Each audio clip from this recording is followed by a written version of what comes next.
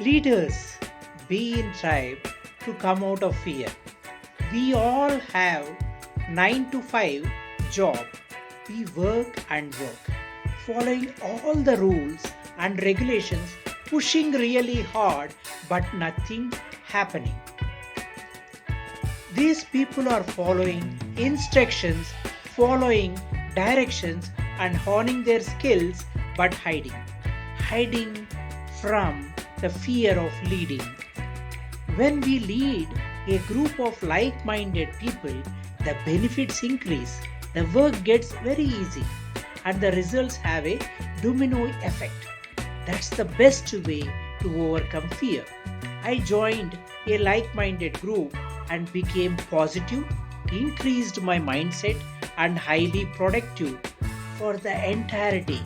You may follow the same principle.